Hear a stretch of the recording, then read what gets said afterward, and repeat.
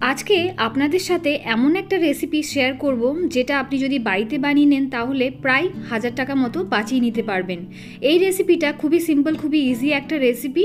তো চলুন আমার এই কুকিং কন্যা চ্যানেলে আপনাদের সাথে শেয়ার করে নিই এই রেসিপিটা। এই রেসিপিটা বানানোর জন্য আমাদের কিন্তু প্রত্যেক দিন সর বা মালাই কালেক্ট করে নিতে হবে। তো দেখুন আমি এইভাবে একটা বোলের মধ্যে সর তুলে রাখছি। ডেলি এরকমভাবে আমি কিছুদিনের জন্য তুলে রাখবো, যতদিন না আমার এই বোলটা ভর্তি হয়ে যাচ্ছে। তো এই যে দেখুন আমি 1 বোল মতো সর কিন্তু কালেক্ট করে রেখেছি। এবার একটা বড় পাত্রের মধ্যে এই সরটা আমি ঢেলে নেব, আর হাত দিয়ে খুব ভালোভাবে কিন্তু এটা মাখিয়ে নিতে হবে চটকে চটকে। এখানে কিন্তু আমি জল বা দুধ কিছু ব্যবহার করিনি, শুধুমাত্র সর বা মালাইটাই আছে। হাত দিয়ে ভালো করে মাখতে মাখতে দেখুন এইভাবে হয়ে এসছে।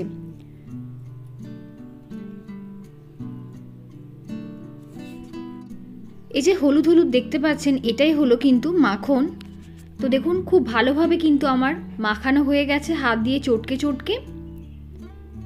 তো এই হলুদ মতো যেটা দেখতে পেলেন এটা কিন্তু মাখন। এরপর একটা বোলের মধ্যে আগে থেকে আমি জল নিয়ে রেখেছিলাম, এই জলের মধ্যে পুরোপুরি এই যে মাখনটা যেটা এখন বানানো হলো সেটা এর মধ্যে ঢেলে দেব।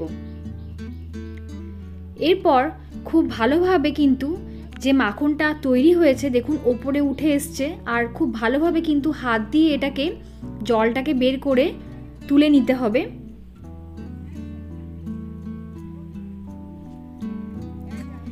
যে কড়াইয়ের মধ্যে বা যে পাত্রের মধ্যে এই সরটা মাখিয়েছিলাম ওটার মধ্যেই তুলে রাখলাম। সমস্ত মাখনটাই কিন্তু এই কড়াইয়ের মধ্যে রাখা হলো। আর বোলের মধ্যে যেটা দেখছেন ওটা হলো ঘোল, যেটা অনেকেই কিন্তু খেতে পছন্দ করেন, ভাত দিয়ে হোক মুড়ি দিয়ে হোক বা শুধুই হোক না কেন অনেকেই কিন্তু এটাকে খেতে খুবই পছন্দ করেন এবং শরীরের জন্যও কিন্তু এটা খুবই ভালো। তো ওটাও খাওয়া হবে, ওটাকে সাইডে রেখে দেওয়া হলো। এরপর যে মাখনটা বেরিয়েছে সেটা দিয়ে কি তৈরি করব চলুন আপনাদেরকে দেখিয়ে দিই। পুরো কড়াইটাই কিন্তু দেখুন গ্যাসের ওপর বসিয়ে দেওয়া হয়েছে, ফ্লেমটা এখানে রাখা হয়েছে হাইতে। এরপর এটা যখন মাখনটা গলে যাবে একটা খুন্তি দিয়ে খুব ভালোভাবে কিন্তু নেড়ে যেতে হবে।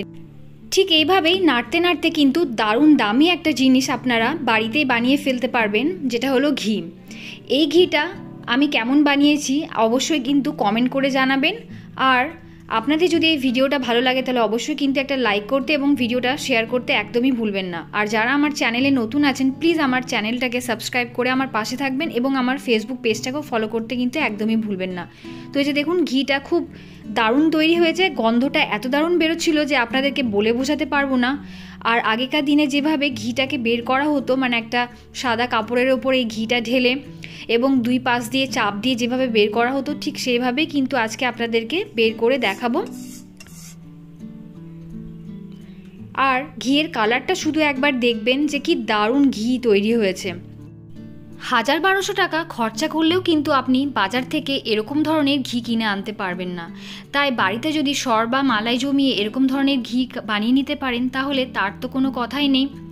আর আমার সাথে কিন্তু একমত হতেই হবে আপনাদেরকে যে আপনারা যদি বাজার থেকে ঘি আনেন তাহলে কিন্তু দেখবেন তার স্বাদ এবং গন্ধ একেবারেই ভালো হয় না।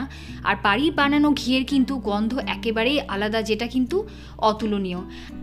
আজকের ভিডিওটা এখানেই এন্ড করলাম, দেখা হচ্ছে পরের ভিডিওতে। টাটা।